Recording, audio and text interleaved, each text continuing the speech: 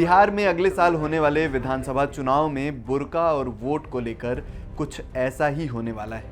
पहचान बनाम निजता की ये लड़ाई क्यों छिड़ी है और इसका अंजाम क्या होगा, चलिए जानते हैं। नमस्कार, मेरा नाम है निशांत मिश्रा और आप देख रहे हैं एनडीटीवी इंडिया।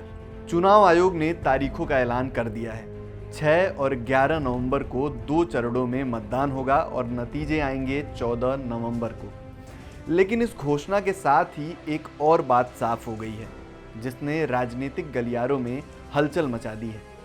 मतदान के दौरान बुर्का पहनने वाली महिलाओं की पहचान का मुद्दा है। तो हुआ कुछ यूं कि मुख्य चुनाव आयुक्त ज्ञानेश कुमार ने प्रेस कॉन्फ्रेंस में साफ साफ कह दिया कि मतदान के दौरान बुर्का नशी महिलाओं को पहचान के बाद ही वोट डालने की इजाज़त मिलेगी और हाँ, ज़रूरत पड़ी तो उनकी चेकिंग भी की जाएगी।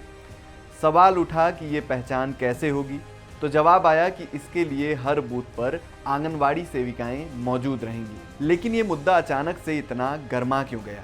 दरअसल इसके पीछे बिहार के बीजेपी के अध्यक्ष दिलीप जायसवाल की एक मांग थी। उन्होंने चुनाव आयोग से कहा था कि बुर्का पहनकर आने वाली महिलाओं की पहचान उनके वोटर आईडी कार्ड से की जाए, ताकि कोई फर्जी वोट न डाल सके। लेकिन जैसे ही बीजेपी ने ये मांग उठाई, राष्ट्रीय जनता दल यानी आरजेडी ने इसकी कड़ी निंदा की।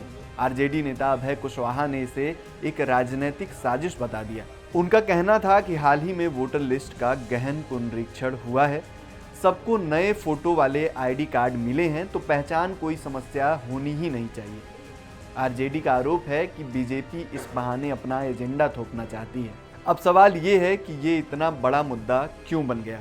एक तरफ है चुनाव की पवित्रता और फर्जी मतदान रोकने की बात, जो लोकतंत्र के लिए बेहद ज़रूरी है। दूसरी तरफ है निजता का अधिकार और धार्मिक स्वतंत्रता का मुद्दा। बीजेपी का तर्क है कि जब ईवीएम में वोट डालने से पहले हर मतदाता की पहचान सुनिश्चित की जाती है, तो बुर्का पहनने वाली महिलाओं के मामले में भी ये क्यों न हो। इससे चुनाव में पारदर्शिता आएगी। वहीं आरजेडी व अन्य दल इसे एक खास वर्ग को टारगेट करने जैसा बता रहे हैं। उनका मानना है कि बुर्का मुस्लिम महिलाओं की धार्मिक पहचान का हिस्सा है और इसे लेकर अनावश्यक सख्ती उनकी धार्मिक भावनाओं को ठेस पहुंचा सकती है। क्या ये केवल चुनाव में पोलराइजेशन की कोशिश है या वाकई कोई गंभीर चिंता? चुनाव आयोग ने इस पर अपना रुख साफ कर दिया है।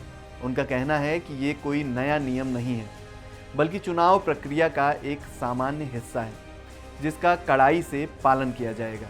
आंगनवाड़ी सेविकाओं की भूमिका यहाँ बहुत महत्वपूर्ण होगी। वे बुर्का पहनने वाली महिलाओं की पहचान करने में मदद करेंगी। अगर पहचान को लेकर कोई संदेह होता है तो ही आगे की चेकिंग की बात होगी। यह सुनिश्चित करना है कि सिर्फ असली वोटर ही अपना वोट डाल सकें। ऐसा नहीं है कि ये मुद्दा पहली बार उठा है। पहले भी कई राज्यों में और यहाँ तक कि राष्ट्रीय चुनाव में भी इस तरह की बहसें होती रही हैं। कई बार इसे लेकर विवाद भी हुए हैं। अब देखना होगा कि बिहार चुनाव 2025 में ये कैसे लागू होता है और इसके क्या परिणाम सामने आते हैं।